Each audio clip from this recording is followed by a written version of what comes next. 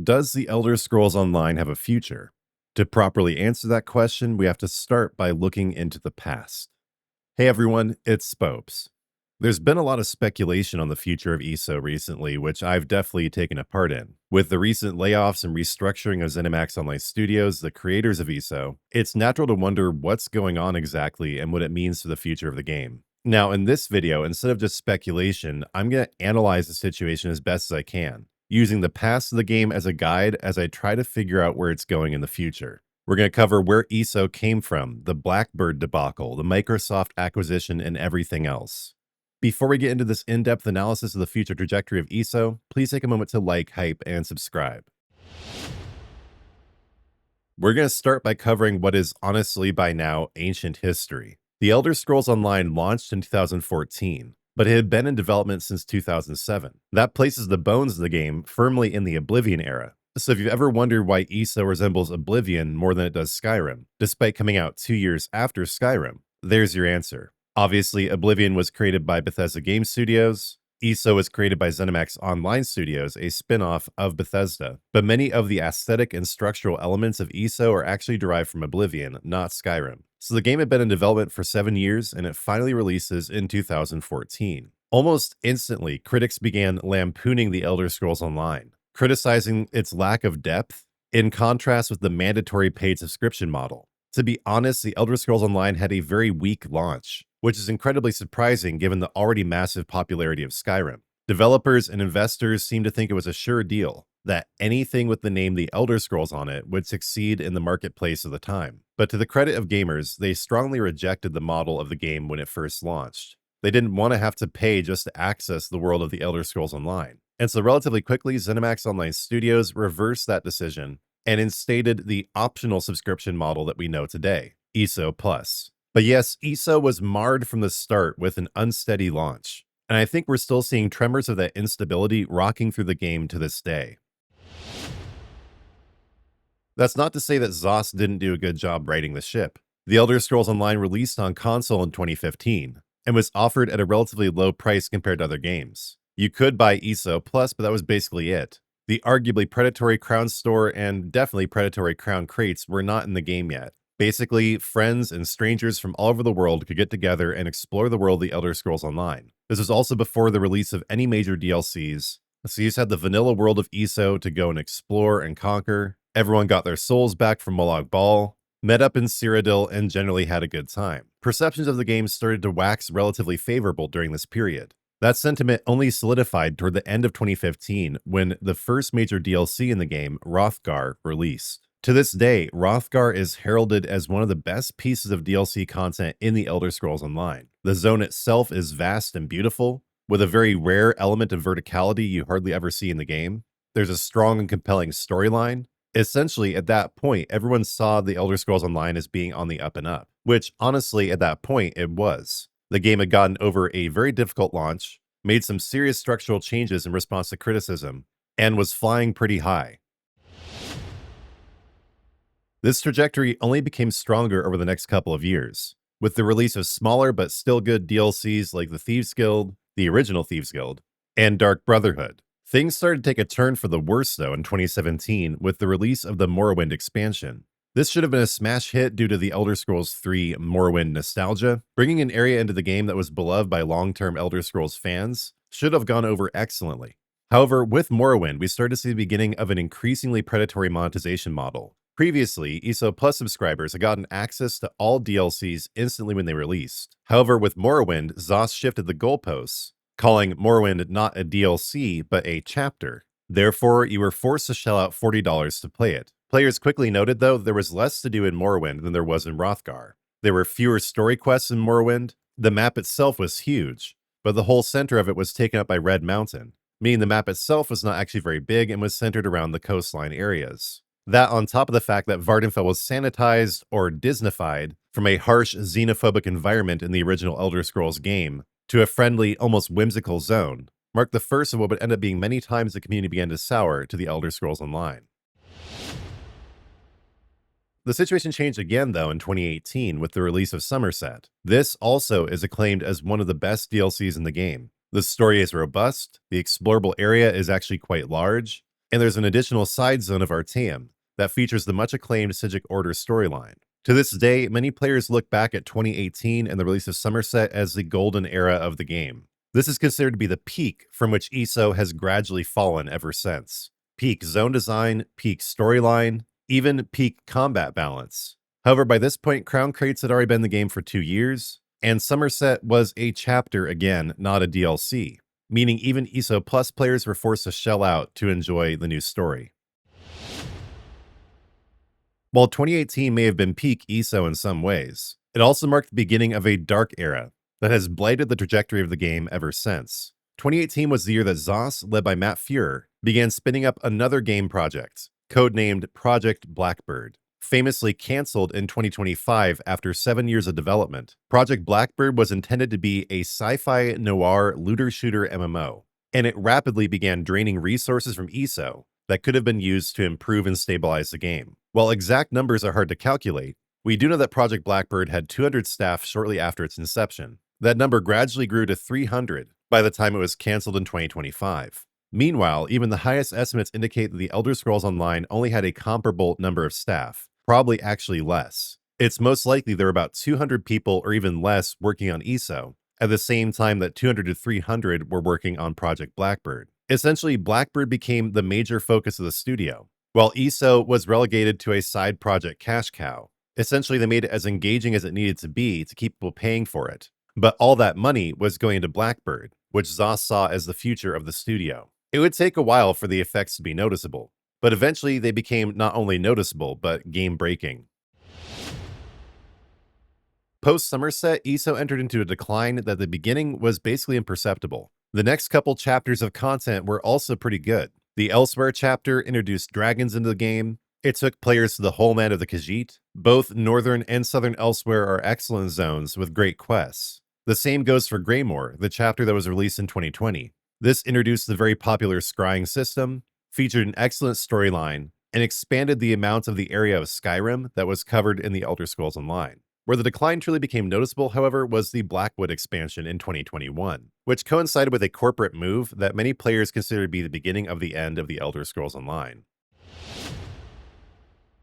Amid strongly negative player feedback on Blackwood, criticizing it for weak writing, lackluster new features, and uninspired zone design, ZOS also made headlines when its parent company, ZeniMax Media, was acquired by Microsoft. This occurred during the peak of pandemic hysteria, when corporations around the world threw caution to the winds and bet massively that world governments could somehow coerce their citizens to stay locked up inside forever. There was an enormous bubble in the gaming industry at that time, and it was during this period that Microsoft bought up basically any gaming studio it could afford or get its hands on. They seemed to put very little thought into whether they could actually sustain Xbox game studios of that size, whether the companies they bought would actually fare better under their leadership. They were just being greedy and opportunistic, and simply bought literally everything they could. Now, I am actually not one of the Microsoft acquisition doomers. To me, it's less clear exactly what impact that acquisition had on the game. Like I've been talking about, the Elder Scrolls Online had gone through ups and downs before that point. It had already managed to sink into a decline long before Microsoft took over. And Microsoft actually made the game less predatory by introducing the Seals of Endeavor system, where you could get Crown Crate items for free just by doing daily and weekly tasks.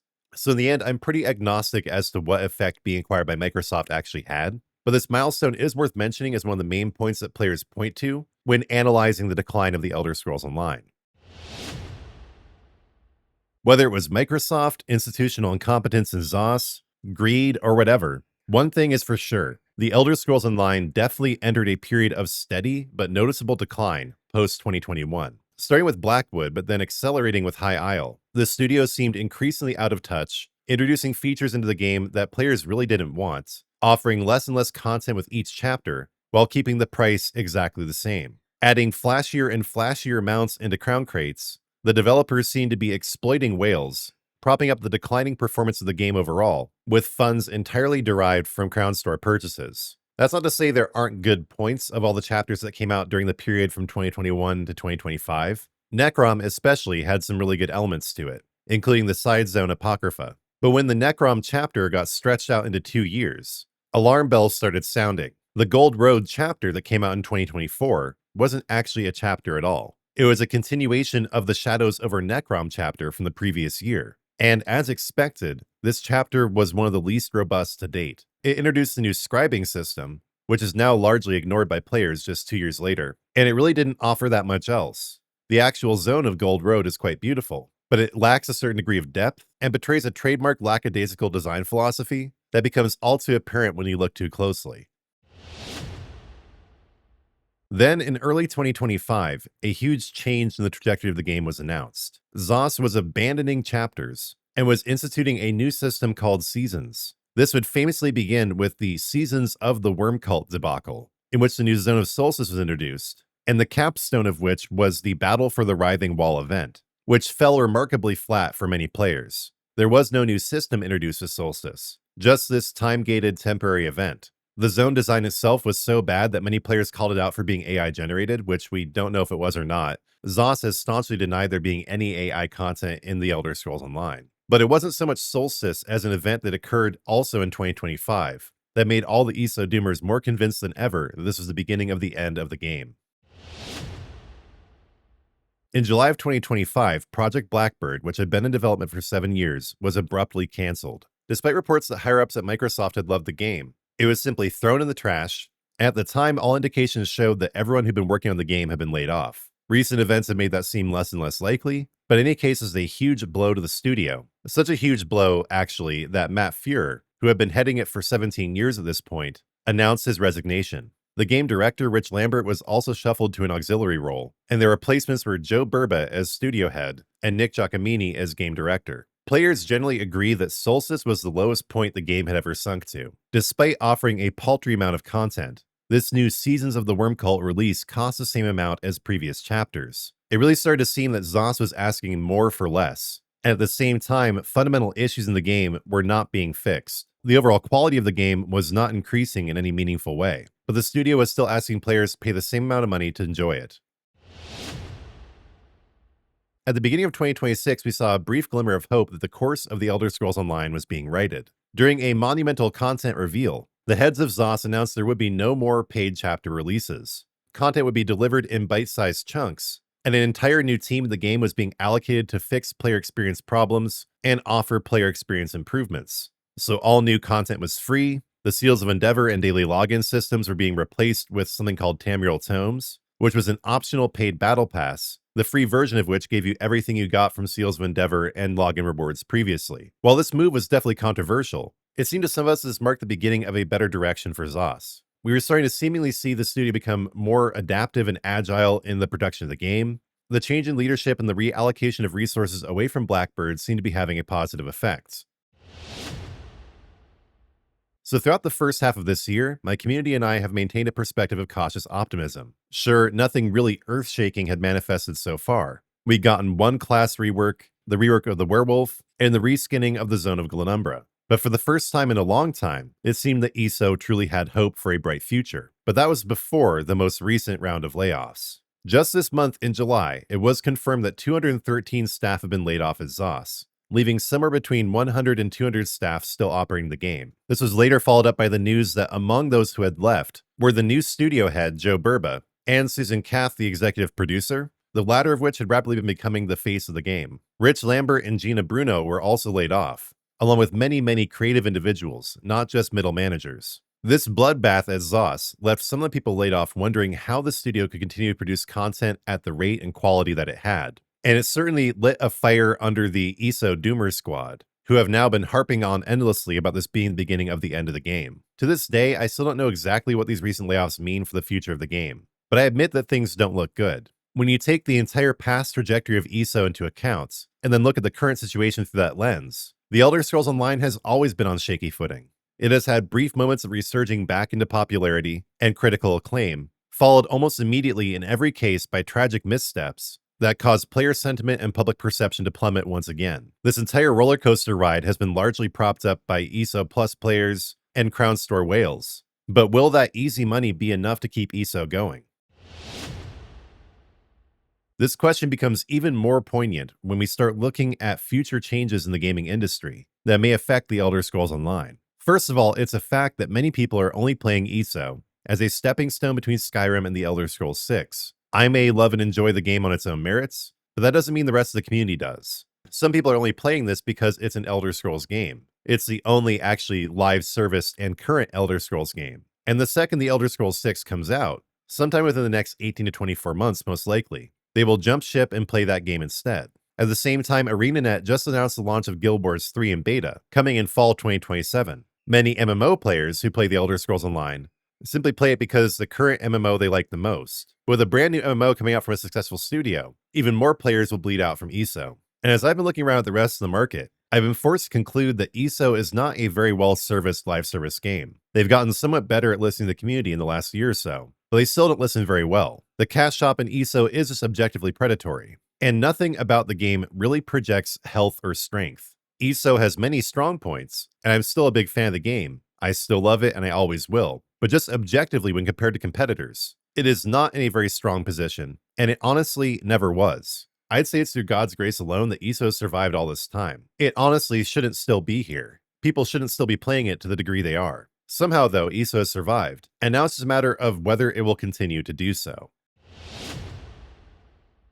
Over the course of this video, I've covered the ups and downs of ESO over the years, analyzing its past. Now let's look into the future to the best of our abilities. Having 213 people laid off from an already struggling studio does not look good. Microsoft Game Studios itself is struggling. They spent too much, they bought too much during the pandemic era. Now the bubble has burst, and they're finding it hard to make ends meet. Sometimes you do have to trim the fat, you have to cut the dead wood. Then the organism comes back stronger than ever before. That is a distinct possibility here with ESO. But continuing the organism analogy, ESO has never really been that healthy or robust. It's had peaks and it's had valleys, but those valleys have been deep and those peaks have been short-lived.